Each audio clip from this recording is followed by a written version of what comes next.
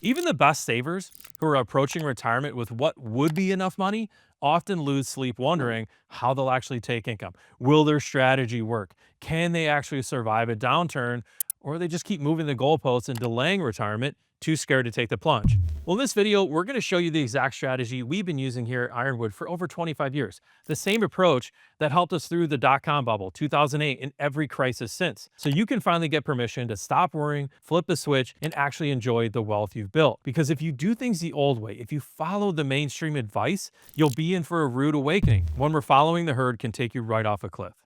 Yeah, and let's get this out of the way. One of the most common things we hear is when you retire that you should act your age, meaning you need to pull money out of stocks and risky investments and shove it into the mattress, shove it into bonds, cash, or even annuities to keep it safe. But here's the surprising truth. Doing that is actually the quickest way to grow broke, because if you just park your wealth into safe investments for a 20 or 30-year retirement, inflation is going to quietly eat away at your purchasing power.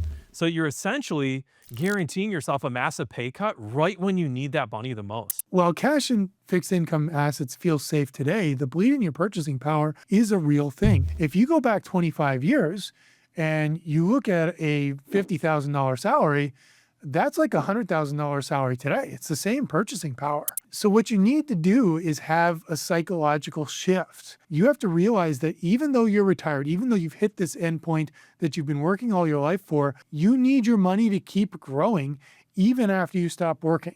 And the flaw is most of the time what people do, even if they're not too conservative, is in the way they take their money out when they're spending it. And we'll use the example of a traditional 60-40 or a target date fund. If you say, I want $10,000 and you take money out of that fund, you're taking money equally out of the two pieces, the stocks and bonds. Okay. Is that the right thing to do at that time? And the answer is probably not. If stocks are way up, what should you sell? Stocks. If stocks are way down, what should you sell? Not stocks. And by having a portfolio like that and thinking of it as one piece, you're leaving a lot of money on the table and you're automatically making the wrong decisions. So playing it completely safe really just changes the name of the game on the type of risk that you're taking. So you're running away from market volatility and all you're doing is running right into inflation. It becomes a way bigger problem. So understanding that the traditional way is really broken if you're trying to do what they tell you to do, which is just go into safety. So to build a strategy that works, we have to look at the one massive advantage that retirees don't realize they have. And I think this is the biggest lesson, or one of the biggest lessons for this video, is that you have time. You just have to understand how to harness it again. But the reason you don't feel like you have it is because when people retire, they feel like it's game over. They just have to be conservative. You just can't take any risk, but that's just plain wrong. Yeah, and that fear really happens because you're doing things the old way. You're investing without any way to use time to your advantage, or even realizing that you can. And realize that if you do that, if you do it the wrong way, the very next time the market drops 20, 30%, you start worrying about your income. And when you're worried about your income, that's when you panic and you sell at the wrong time and you could ruin your retirements. Yeah, and we've seen this over and over, Alex. I know you've seen it. I've had personal stories where I'm meeting with someone who sold at the bottom of 2008 because of this exact problem. They were overweighted in what they had. They didn't have any control over their situation. And all they worried about was their income. They freaked out when that happened. And they sold, lost a ton of money, went from $1.5 million to maybe 700,000. And then they just stuck it under the mattress for 7 years. By the time that they were meeting with me, they were asking me to fix it. And I really couldn't do anything at that point. Not like I could have if I could have saved them from making that bad decision. Yeah, and I've seen that too, where, they've stuffed the money in the bank account for 15 years and it's just done practically nothing. So what you need to remember though is volatility, risk in the market, it only really matters if you need to spend the money now. If you had 40 years before you need to spend the money, you don't look at a market downturn as a bad thing, right? You usually look at it as a good thing because you can invest more cheaply, right? You welcome market crashes. So what we're talking about here is what the market can do in 1 year. And when we look at this, say, all right, let's say the market could do 40% in 1 year or negative 30, right? That seems reasonable. Well, what about over 5 years? What are the chances it averages 40% or negative 30 for 5 years? Just haven't seen anything like that, have we? So maybe, or that range just drops down to, -5 plus 20, right? Well, what if we give it even another 5 years after that? Go out 10 total. Maybe that range is, +5 to +15. If I asked you, do you want an investment that could do +40 or -30? What's your answer? Yeah, no. No, thanks. Right. But if I said, okay, well, what if it's +5 to +15 on average? Suddenly that's attractive. So all we need to do is figure out how to buy time. So what we need to do is structure our investments in such a way that we have time for our long-term investments to not worry about volatility. Yeah. So the answer really is just segmenting your money. So, and it's based on when you actually need it. We have to consider that time horizon because that's really the ultimate answer. And to do that, we have to insulate your income. We have to pull and separate your money into different segments because if you don't isolate this money correctly, right, we've already seen what can happen. We've seen bad years ruin retirements. What we don't want you to do is being forced to downgrade your lifestyle because you're not prepared for that. Yeah, and the answer is we've already, hinted at it. It's to break your money up into three separate segments. So the first one's going to be the first 5 years. This is the money we're spending in the next 5 years. And what we're going to do is put that into something very, very safe. For example, CDs, treasuries, something like that.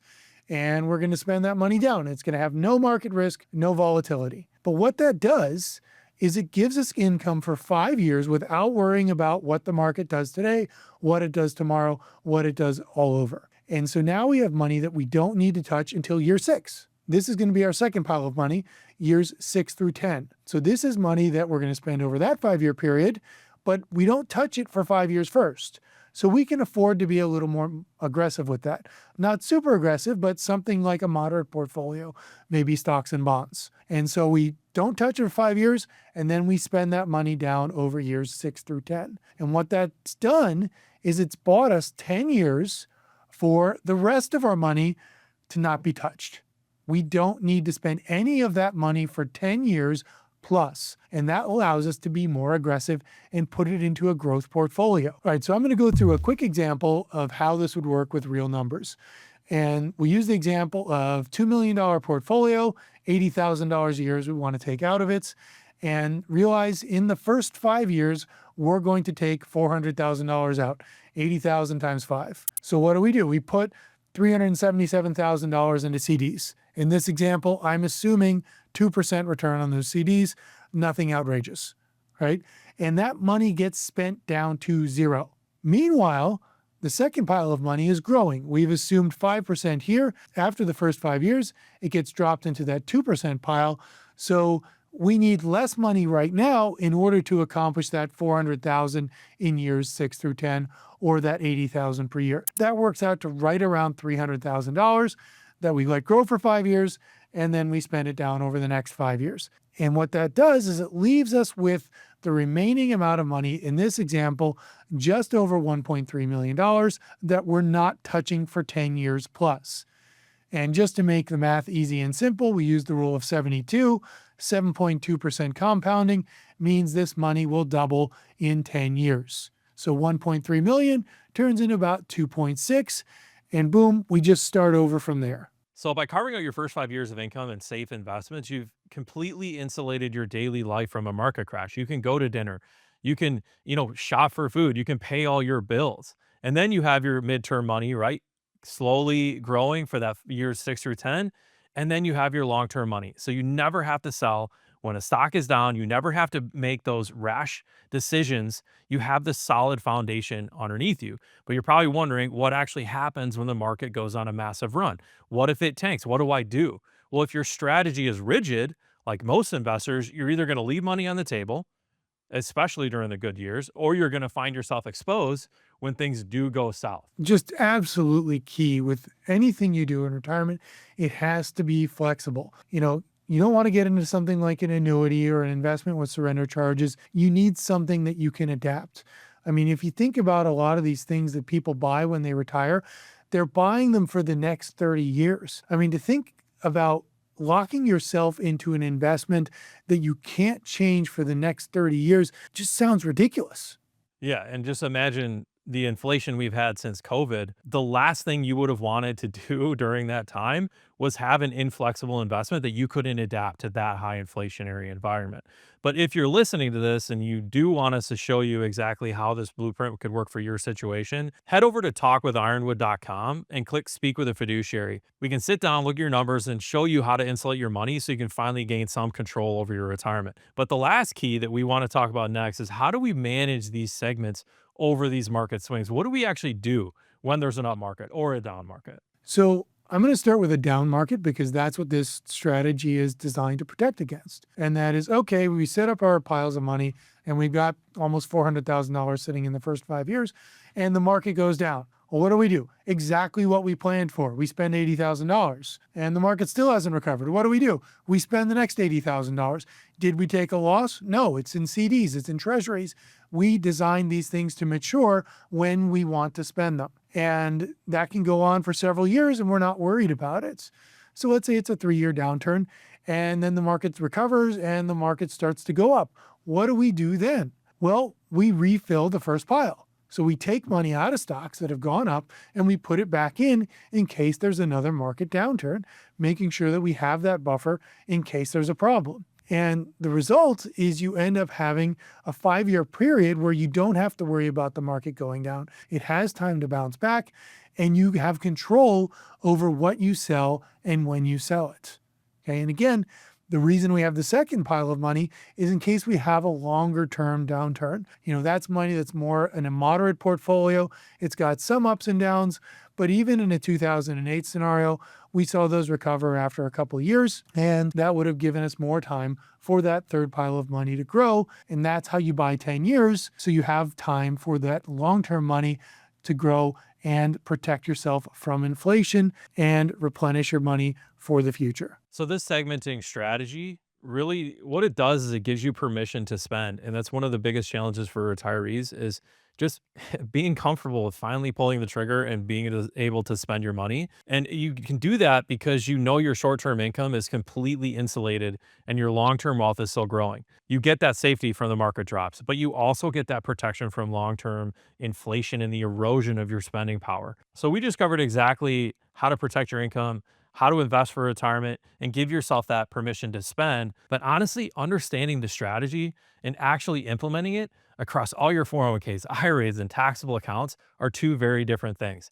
So if you're ready to stop worrying and you want us to show you exactly how this blueprint could work for your situation, head over to talkwithironwood.com and click speak with a fiduciary. We'll help you get your money insulated so you can finally enjoy the retirement you built.